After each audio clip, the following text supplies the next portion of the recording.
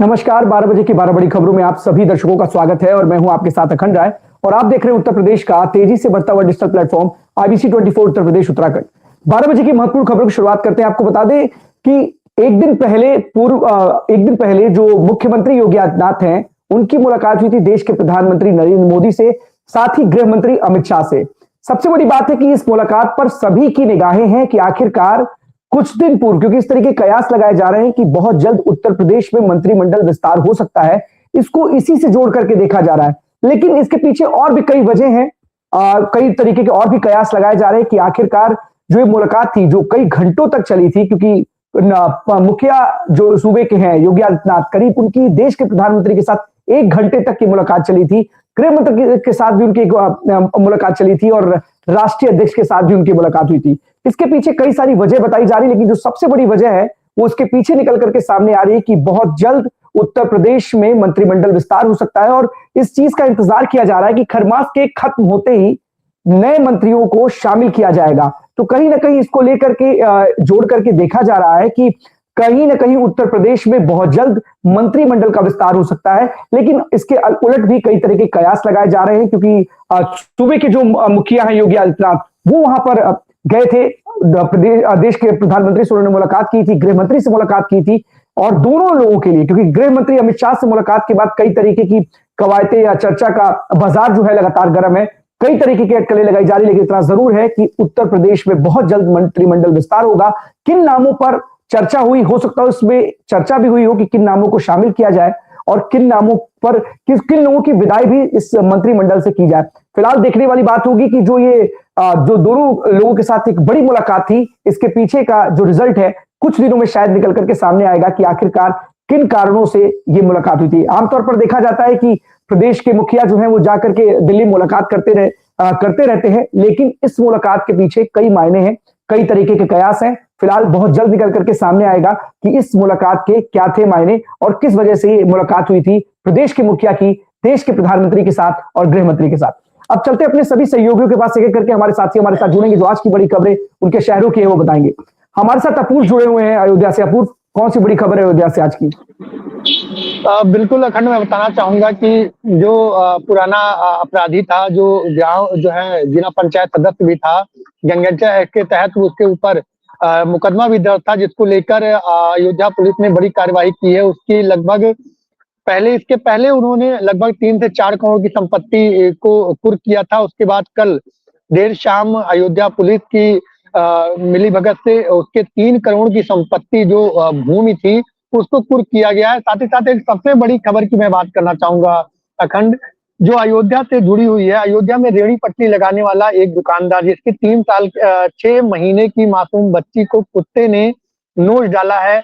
ये अगर पूरे गाल की बात की जाए तो उसको नोच डाला है।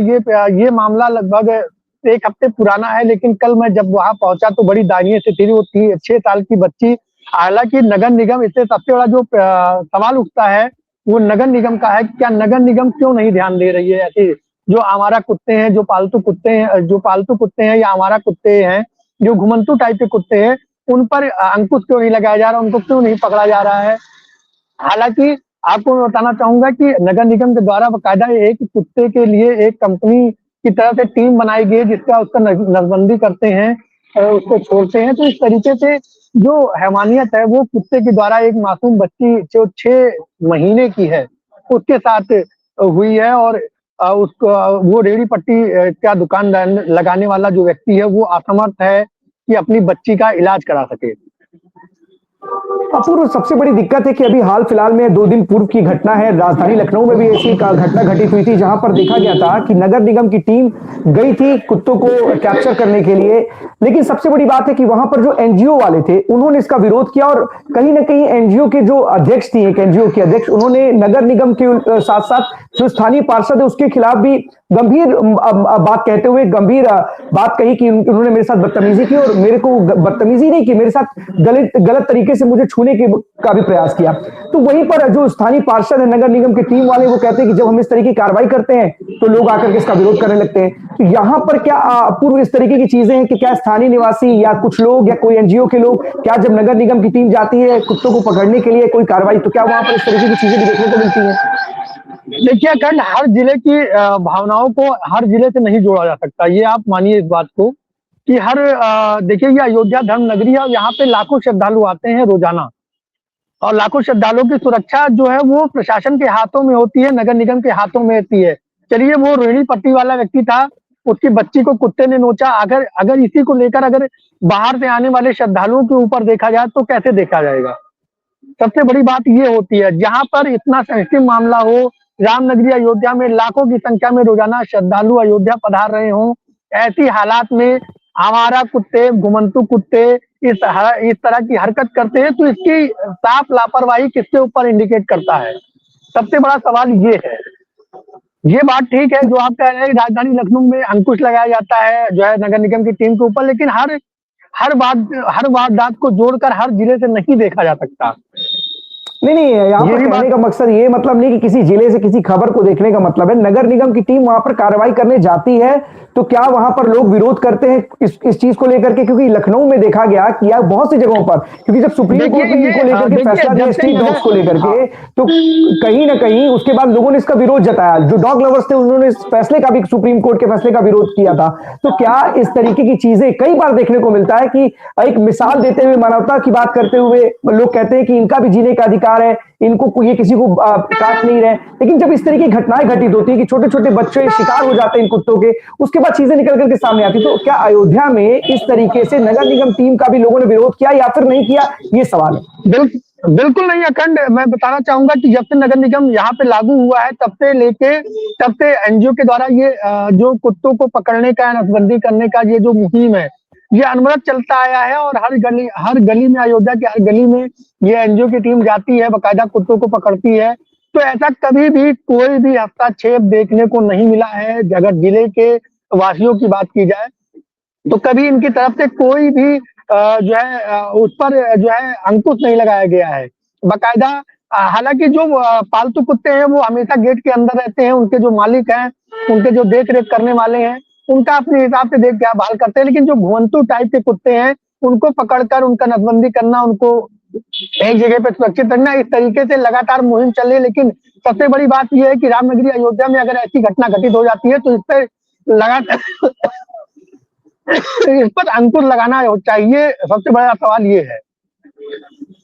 बिल्कुल अपूर्ण लगाना ही चाहिए, क्योंकि इस तरीके से लगातार ये समस्या बढ़ती जा रही है और केवल अयोध्या की नहीं, तमाम जगहों से इस तरीके की शिकायतें आती हैं कि जो ये रोड पर घूमने वाले स्ट्रीट डॉग से इनके शिकार ये छोटे छोटे बच्चे हो रहे हैं, कभी बुजुर्ग को काट लेते हैं, पूरा झुंड बना करके लोगों को दौड़ाते हैं। बहुत सारी ऐसी घटनाएं लगातार देखने को मिली है। इसको लेकर के एक्शन लेना भी चाहिए, बहुत सी जगहों पर एक्शन लिया भी जा रहा है, लेकिन इसका विरोध कई जगहों पर, कई स्तर पर लोगों के द्वारा किया भी जा रहा है। इसको लेकर के कोई ना कोई स्ट्रेटेजी बनानी चाहिए, कोई प्लानिंग करनी चाहिए, जिससे कहीं ना कहीं इस समस्या का समाधान किया जा सके। अपूर्व ने जो खबर बताई है अपने आप में बड़ी खबर है और इस खबर पर सुप्रीम कोर्ट को भी निर्णय लेना पड़ा था। लेकिन सबसे बड़ी बात है कि स्ट्रीट डॉग के साथ डॉग लवर्स भी हैं, वो कभी इसका विरोध करते हैं और साफ तौर पर वो कहते हैं कि इनको भी जीने का अधिकार है, इनके लिए भी कोई ना कोई एक अलग कोई भी आप बनाइए, तो लेकिन इस तरीके का कोई फैसला मत लीजिए। बहुत बहुत धन्यवाद अपूर्व उस तमाम जानकारी के लिए आपका। इंद्रवीर हमारे साथ बने हुए रायबरेली से। इंद्रवीर, कौन सी बड़ी खबर है? अखंड, देखिए हमारी मौजूदगी रायबरेली में अगर बात करें तो मुंशीगंज सही नदी के पास है और ये एक ऐसी जन्मभूमि भी रही है और ये शहीदों की भूमि कही जाती है। और हमने लास्ट ईयर भी यहाँ की खबर जो है दिखाई थी और आज फिर हमारी मौजूदगी 7 जनवरी 1921 में दूसरा जलियांवाला कांड हुआ था और ये पूरे देश में फेमस है। पहला जलियांवाला कांड एक बार हमारे देश में हुआ था जिसमें काफी लोग मारे गए थे और इस उसमें जो है जो दूसरा 7 जनवरी 1921 में जलियांवाला कांड रायबरेली में भी हुआ था। यहाँ पर सैकड़ों निहत्थे किसानों को अंग्रेजों ने उस समय गोलियों से भून दिया था। और यहाँ की मैं दिखाना चाहूंगा, आप इधर पीछे हमारे जो है देखें, एक बार दिखेगा इधर से, और इधर आप देखें सई नदी है और ये सई नदी की जो सई नदी है, यहाँ जो पानी था उस समय वो पानी जो है लाल हो गया था। इस तरीके की जो यहाँ की अपनी लोग शहीद हुए थे उनके खून से, तो ये शहीदों के जो है उसमें स्मारक बनाया गया है, मुंशीगंज में है। और मैं एक बार दिखाना चाहूंगा कि आप एक बार देखें कि ये शहीद स्मारक है, और इस स्मारक पे तमाम तरीके की जो यहाँ की प्रशासनिक अमले हैं, वो प्रशासनिक अमले तमाम तरीके की गतिविधियां 7 जनवरी को अनवरत मनाते चले आ रहे हैं। और इस अनवरत उसमें जो है तमाम सारी चीजें शासन प्रशासन की तरफ से, खासकर प्रशासनिक अमले की तरफ से की जाती है। पूर्व संध्या पे, यानी कि अगर बात करें कल, तो कल डीएम हर्षिता माथुर, सीडीओ अंजू लता ने तमाम सारे अधिकारी, एसडीएम जो शहर में है, न्यायिक हो चाहे वो सदर एसडीएम हो, तमाम सारे प्रशासनिक अमलों ने पूर्व संध्या पे इन शहीदों की दीप दान भी किया। और उसके साथ साथ आज एक बड़ा प्रोग्राम रखा गया है। पीछे आप देख सकते हैं वॉलीबॉल का खेल है। यहाँ पे मैं आपको दिखाऊंगा, अभी थोड़ी देर पहले सीडीओ अंजू लता ने और जो और प्रशासनिक अमले के अधिकारी हैं, उन लोगों ने वृक्षारोपण किया। और ये हर बार ऐसे तमाम सारे प्रोग्राम शहीदों की याद में ये मनाए जाते हैं, क्योंकि एक बड़ा जलियांवाला कांड रायबरेली में भी, जलियांवाला कांड 2 कहा जाता है रायबरेली में, जो ये हुआ था, शहीदों के स्मारक जो बनाया गया है, इसकी शहीदों की याद में हर बार अनवरत जो अधिकारी यहाँ होता है, चाहे वो डीएम हो, चाहे वो एसपी हो, तमाम सारे अधिकारी जो है, प्रशासनिक हो या पुलिस विभाग हो, वो आते हैं और एक अच्छा सा कार्यक्रम, सांस्कृतिक कार्यक्रम भी किया जाता है। तो उसको लेकर के आज 7 जनवरी 2026 में हम प्रवेश कर चुके हैं। और उसी के पहले हफ्ते में ये 7 जनवरी को हर बार ऐसा प्रोग्राम मनाया जाता है। अभी यहाँ थोड़ी देर पहले सीडीओ और तमाम सारे अधिकारी पहुंच चुके हैं, सिटी मजिस्ट्रेट से लेकर, और यहाँ कुछ देर बाद डीएम हर्षिता माथुर भी आएंगी और तमाम सारे जो कार्यक्रम रखे गए उसका शुरुआत किया जाएगा। जी अखंड। अब बिल्कुल इंद्रवीर, देखिए जिस तरीके से जलियांवाला बाग कांड ने पूरे विश्व में सुर्खियां बटोरी थी और किस तरीके से निहत्थे लोगों पर गोलियां चलाई गई थी, कुछ ऐसा ही नजारा इंद्रवीर भी बता रहे हैं कि रायबरेली में भी हुआ था, सई नदी के पास। और पूरा का पूरा एक नजारा ऐसा था कि जो नदी थी वो पूरी तरीके से लाल हो चुकी थी। ये लाल पानी की रंग नहीं था, बल्कि उस खून का रंग था जो उसमें बह रहा था। और कहा जाता है कि इतने बड़े पैमाने पर वहां पर लोगों की हत्या की गई थी, कत्ल किया गया था, जिसकी वजह से नदी का जो पानी का जो रंग था वो लाल हो गया था। फिलहाल नजर बनाए रखिएगा इंद्रवीर इस पर, और वहां पर क्या क्या चीजें, कौन से कार्यक्रम होते हैं, इस पर स्टोरी भी फाइल कीजिएगा। बहुत बहुत धन्यवाद आपका तमाम जानकारी। आदर्श हमारे साथ बने हुए हरदोई से। आदर्श, कौन सी बड़ी खबर है? आदर्श, कौन सी बड़ी खबर है? अखंड जी, आज हम बताना चाहेंगे, हम हरदोई जनपद के नगर पालिका परिषद खड़े हैं। आज यहाँ पर सिटी मजिस्ट्रेट की यहाँ पर एक अंदर मीटिंग चले ऑटो ड्राइवर को लेकर। जो ऑटो ड्राइवर है यहाँ पर, चूंकि रोड जिनके तय थे, बिना रूट के ऑटो चलाते थे, आज उसी को लेकर मीटिंग से पहले हम दिखाना चाहेंगे। यहाँ लाइव तस्वीर देखिए, ये सभी ऑटो खड़े हुए हैं यहाँ पर, देखिए ये सब खाली ऑटो खड़े हुए हैं, ये देखिए। और ये सभी ऑटो ड्राइवर की अंदर चूंकि मीटिंग चल रही सिटी मजिस्ट्रेट सर की। अब ये देखिए सिटी मजिस्ट्रेट सर की गाड़ी भी खड़ी है यहाँ पर है, क्योंकि अभी हमारी सिटी मजिस्ट्रेट से बात हुई है।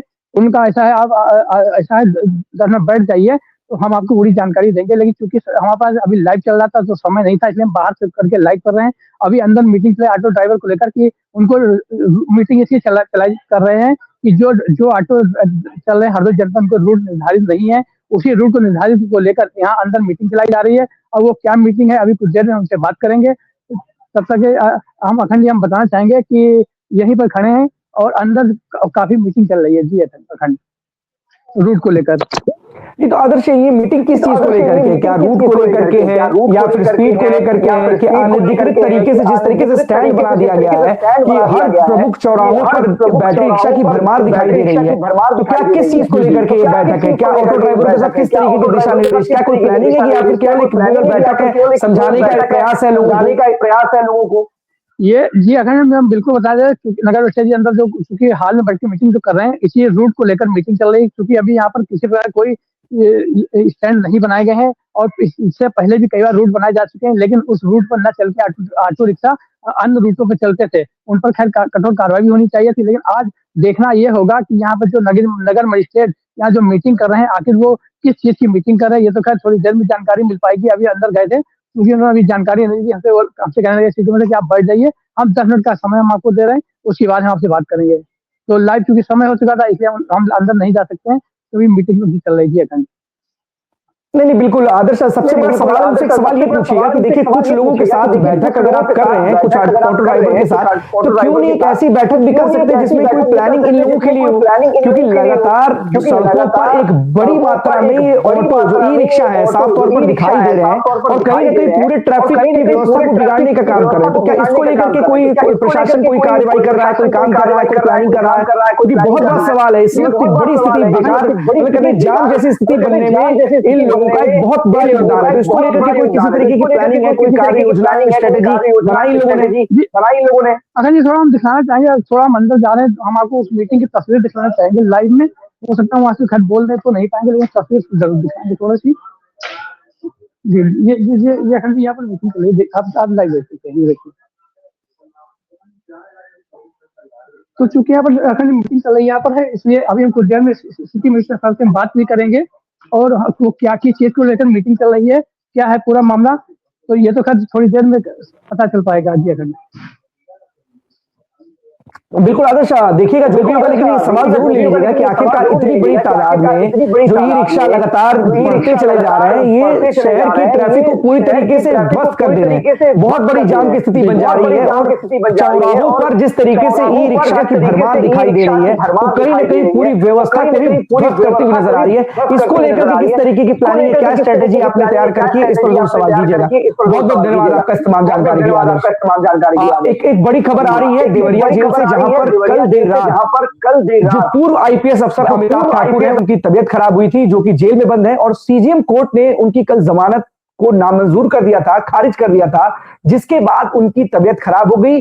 देर रात उनको बेचैनी हो रही थी, उनको सीने में दर्द हो रहा था, जिसके बाद स्थानीय अस्पताल ले गया, जहां से उनको बीआरटी गोरखपुर भेज दिया गया। सूत्रों से मिली जानकारी के अनुसार जो खबर निकल करके सामने आ रही है कि उनकी ईसीजी रिपोर्ट है वो बहुत खराब आई है, जो जानकारी निकल करके सामने आई है। फिलहाल ये आधिकारिक जानकारी नहीं है, इसको हम नहीं बोल सकते कि आधिकारिक है, लेकिन इतना जरूर है कि उनको कहीं ना कहीं एक बड़ी दिक्कत थी, जिसकी वजह से उनको कल रात में देर रात उनको दिक्कत हुई, और कहीं ना कहीं जो बात निकल करके सामने आ रही है, कंफर्म नहीं है, लेकिन इतना बताया जा रहा है कि शायद उनको हार्ट अटैक जैसी समस्या थी। ये देर रात ये घटना घटित हुई है, क्योंकि डॉक्टरों की जो जानकारी, जो मिली जानकारी सूत्रों के हिसाब से, उनकी जो उन्होंने जो हार्ट की दवाई थी वो नहीं ली थी, जिसकी वजह से उनकी स्थिति बनी है। फिलहाल उनको शायद वहां से अगर वो ठीक नहीं होते तो उनको लखनऊ रेफर किया जा सकता है, जो जानकारी निकल करके सामने आ रही है। क्योंकि देखिए पूर्व अफसर हैं, आईपीएस अफसर हैं अमिताभ ठाकुर, और कहीं ना कहीं सरकार पर गंभीर आरोप उन्होंने लगाए थे, और साफ तौर पर उन्होंने बोला था कि मुझे ऐसा प्रतीत हुआ कि जैसा मेरा एनकाउंटर हो जाएगा। तो कहीं ना कहीं घबराहट है, और शायद जिस तरीके से कल उनकी जो जमानत थी उसको नामंजूर किया गया सीजीएम के द्वारा, उसके बाद कहीं ना कहीं वो परेशान थे, और उसकी वजह से उनको दिक्कत हुई, देर रात बेचैनी हुई, और बेचैनी के बाद जब उनको अस्पताल ले जाया गया तो वहां थोड़ी सी उनकी हालत खराब थी। अब देखने वाली बात होगी कि जो लखनऊ के गोरखपुर बीआरडी अस्पताल में उनका जहां इलाज चल रहा है, डॉक्टर उनकी स्थिति को देखते हुए किस तरीके का फैसला लेते हैं, क्या उनको लखनऊ रेफर करते हैं या नहीं करते, इस पर भी हम आपको जरूर बताएंगे। लेकिन जो सबसे बड़ी बात निकल करके सामने आ रही है आज, वो कल जब एसआईआर को लेकर के जो ड्राफ्ट मतदाता सूची चुनाव आयोग ने जारी की है, सीईओ नवदीप रेडवा ने साझा किया, और सभी लोग इस पे देख सकते हैं। उसमें सबसे बड़ी बात है कि 2,89,00,000 लोगों के नाम कट गए। 2,89,00,000 लोगों की बात की जाए तो एक बहुत बड़ा आंकड़ा है।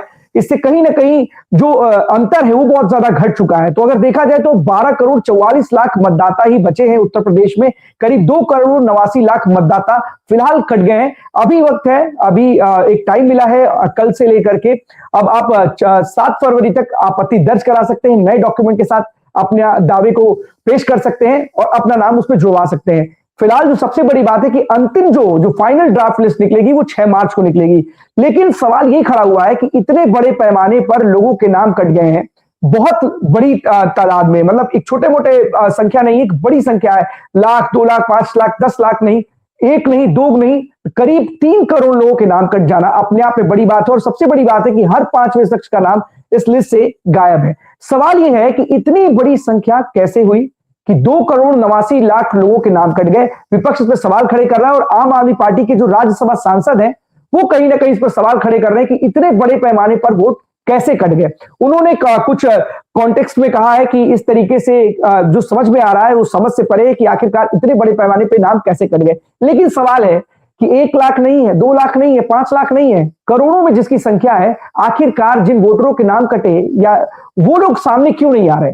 क्या इस तरीके की जानकारी निकल करके सामने आ रही है? फिलहाल अभी ड्राफ्ट मतदाता सूची है, फाइनल मतदाता सूची नहीं है, तो ऐसे में ये सवाल खड़े करना अपने आप में बड़ी बात है। लेकिन सवाल यही है कि जो राजनेता सवाल खड़े कर रहे हैं, जो पूछ रहे हैं चुनाव आयोग से, सरकार से कि मिली भगत है, उन लोगों के साथ साथ वो उन लोगों को क्यों नहीं सामने लेकर के आ रहे हैं जिन लोगों के नाम इस मतदाता सूची में नहीं है? क्या कारण है? क्या लोग बैठ गए? लेकिन सबसे बड़ी बात है, सबसे हैरानी की बात है कि अगर हम राजधानी लखनऊ के आंकड़ों को अगर देखें और समझने का प्रयास करें तो आपको जानकारी होगी जो अब तक 40 लाख मतदाता राजधानी में थे, वहां पर जो मतदाताओं की संख्या है करीब 27,94,000, मतलब 28 लाख के करीब है। तो 12 लाख लोगों के नाम तो लखनऊ से ही कट गए, 30% लोगों के नाम राजधानी लखनऊ से कटे हैं। अब ऐसे कई शहरों का हाल है, कई जिलों का हाल है और लगभग सभी जिलों में, 75 जिलों में लोगों के नाम कटे हैं, 13% से लेकर के 30% तक। लेकिन सबसे ज्यादा जो नाम कटे हैं वो लखनऊ और गाजियाबाद में, एक बड़ी संख्या में लोगों के नाम यहां पर कटे हैं। सवाल यह है कि आखिरकार इतने बड़े पैमानों पर नाम कैसे कट गए? 13%, 15%, 20%, 25%, 28%, 30%, इस तरह से की आंकड़ा है जो चुनाव आयोग ने जारी किया है और बताने का प्रयास किया है कि कैसे कैसे किन किन जिलों में कितने प्रतिशत लोगों के नाम कटे हैं। सबसे बड़ी बात है कि राजधानी लखनऊ में 12 लाख लोगों के नाम कट गए और जितने विधानसभा क्षेत्र हैं सब में कहीं ना कहीं कटते चले गए हैं। अगर बात करें तो हर विधानसभा क्षेत्र में कुछ जो नाम है वो लगातार कटते गए और ये जो संख्या है वो लाखों में है।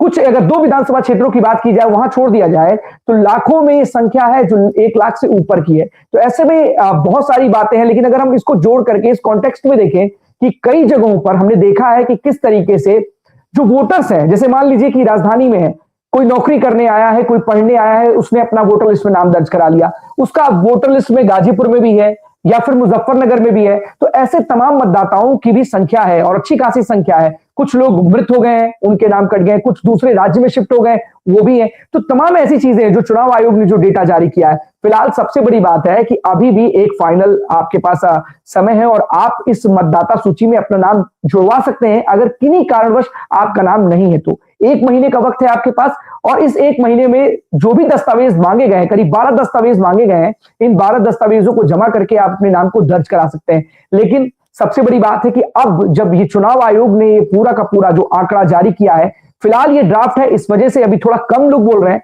लेकिन जब फाइनल मतदाता सूची निकलेगी और अगर इतने बड़े पैमाने पर लोगों के नाम कटेंगे तो कहीं ना कहीं विपक्ष जो इस वक्त सवाल पूछ रहा है चुनाव आयोग से, सरकार से, वो कहीं ना कहीं बीजेपी और चुनाव आयोग पर हमलावर जरूर होगा।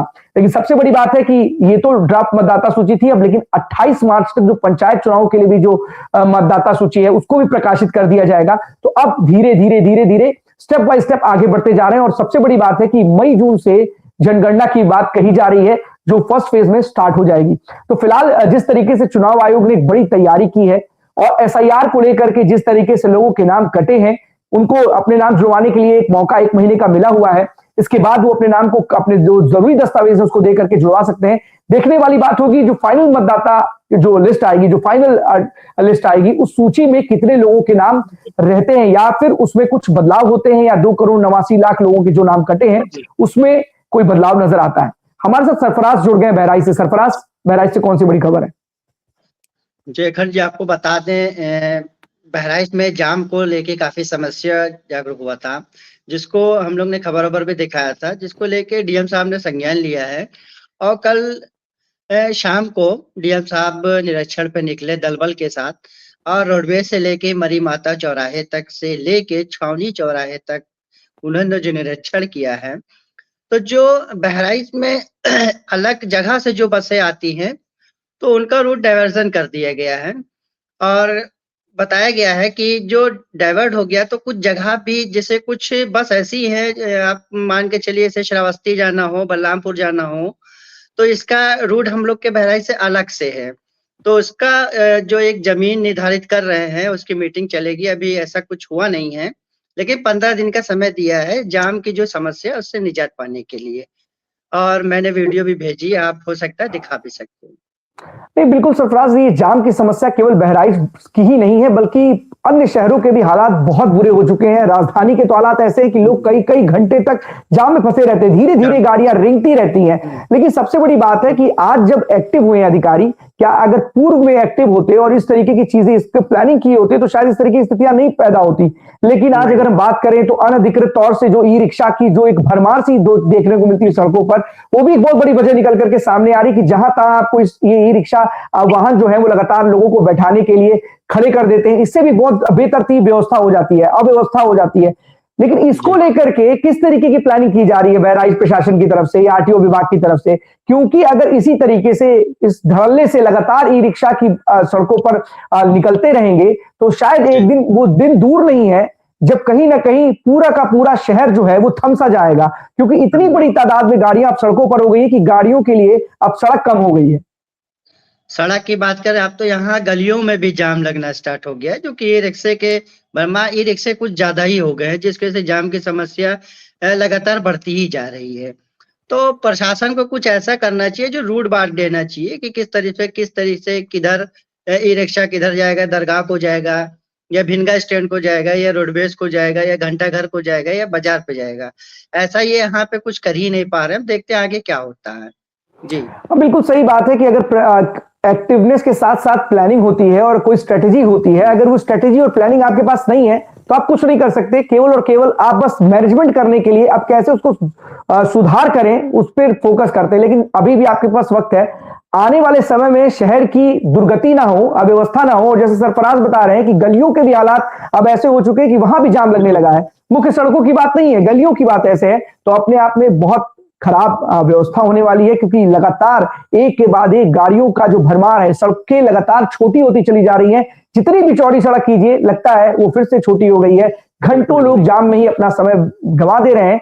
लेकिन प्रशासनिक अमला जो है, ट्रैफिक व्यवस्था की बात की जाए तो कहीं ना कहीं वो बहुत ज्यादा पीछे नजर आ रहा है। इसको लेकर के क्या स्ट्रेटेजी, क्या प्लानिंग करेंगे ये तो वक्त बताएगा। लेकिन इतना जरूर है कि शायद आने वाले समय में अगर इस पर रोकथाम या रोक नहीं लगाई गई तो हालात और भी ज्यादा खराब होंगे। शायद जो शहर की जो सड़कें हैं वो गलियां बन जाएगी, जैसे इन्होंने बताया, सरफराज ने बताया ना कि शहर की जो मुख्य सड़कें हैं वो भी गलियां बन जाएंगी और जो गलियों के हालात हैं वो भी बदतर हो जाएंगे। वहां से भी लोग गुजरने से पहले 10 बार सोचेंगे। फिलहाल बहुत बहुत धन्यवाद सरफराज तमाम जानकारी के लिए।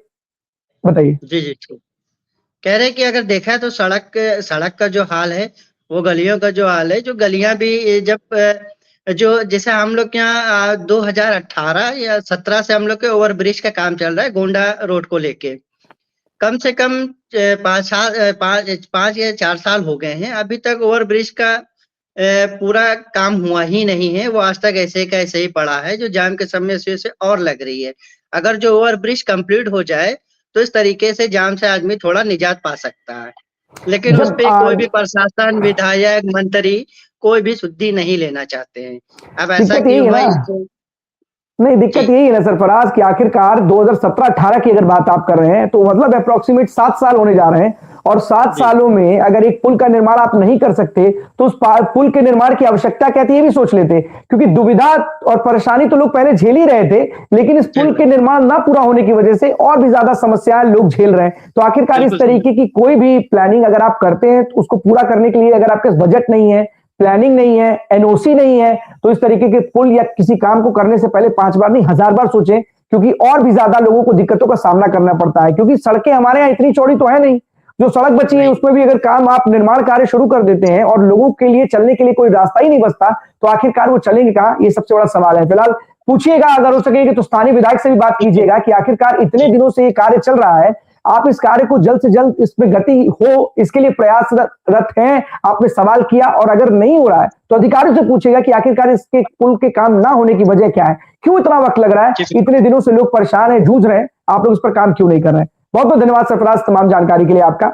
एक और सबसे बड़ी बात है कि जिस तरीके से इस वक्त ठंड पड़ रही है, लोगों के लिए एक बहुत बड़ी परेशानी का सबब बन गई है और लगातार ये जो पारा है वो गिरता जा रहा है। दिन की बात की जाए तो दिन में ही इतनी ज्यादा ठंड पड़ रही है कि लोगों को घर से निकलना कहीं ना कहीं मुसीबत का सबब बन गया है, क्योंकि घर से निकलने से पहले लोग एक नहीं 1000 बार सोच रहे हैं कि ठंड में निकले या ना निकले। स्कूलों में छुट्टी जरूर की गई है 9वीं क्लास तक कुछ जगहों पर, लेकिन सबसे बड़ी बात है कि अभी भी कुछ स्कूल ऐसे हैं जो मनमानी कर रहे हैं। सरकार की, प्रशासन की आंखों में धूल झोंक करके स्कूल खोल रहे हैं। बहुत से ऐसे जगहों पर इस तरीके की बातें निकल करके सामने आ रही हैं। ऐसे स्कूलों के खिलाफ अगर कोई कंप्लेन मिलती है, कोई ना कोई टोल फ्री नंबर जरूर जारी करना चाहिए प्रशासन को, जो ऐसे स्कूलों के खिलाफ शिकायत दर्ज करा सके, क्योंकि छोटे छोटे बच्चे नौनिहालों के साथ इस तरीके का खिलवाड़ कैसे बर्दाश्त होगा। इस भयंकर ठंडी में, सर्दी में जो हाड़ कपाने वाली ठंड है, वो लोगों को, बच्चों को किस तरीके से परेशान कर रही है, वो साफ तौर पर देखा गया है। कोहरे की वजह से विजिबिलिटी नहीं है, शून्य तक की विजिबिलिटी है, कई हादसे हो रहे हैं और ये हालात है कि ट्रेन प्रभावित है, हवाई यात्रा प्रभावित है, कई फ्लाइट्स लेट हो गई हैं, कुछ रद्द हो गई हैं, ट्रेनें कई कई घंटे लेट चल रही हैं। ऐसे में तमाम प्रशासनिक अमले ने व्यवस्था कर रखी है और इससे बचने के लिए तमाम उपाय भी किए जा रहे हैं, लेकिन कुछ जगहों पर कुछ लोगों की मनमानी की वजह से इस पर कंट्रोल करना चाहिए था, या जो कर सकते थे वो नहीं कर पा रहे हैं। बहुत सी ऐसी शिकायतें मिल रही है। प्रशासन को ऐसे लोगों के खिलाफ सख्त कार्रवाई करनी चाहिए जो इसमें सहयोग नहीं कर रहे हैं। तो कहीं ना कहीं ठंड को लेकर के विशेष इंतजाम करने की जरूरत है और आप सभी लोगों को इस पर विशेष ध्यान देना है। ज्यादा से ज्यादा कपड़े पहनिए और अगर ना हो जरूरी तो घर से बाहर मत निकलिए, क्योंकि ये ठंड है जो कहीं ना कहीं हाड़ कपाने वाली ठंड है। शीतलहर का मौसम है और ये सर्दी का जो सितम है वो करीब करीब अभी 2 से 4 दिन और रहेगा, इसलिए अपने आप को जितना ज्यादा बचा सकते हैं उतना ज्यादा बचाइए। तो 12 बजे 12 बड़ी खबरों में आज के लिए बस इतना ही। कल हम आपके सामने फिर से होंगे हाजिर, तब तक के लिए दीजिए हमें इजाजत। धन्यवाद।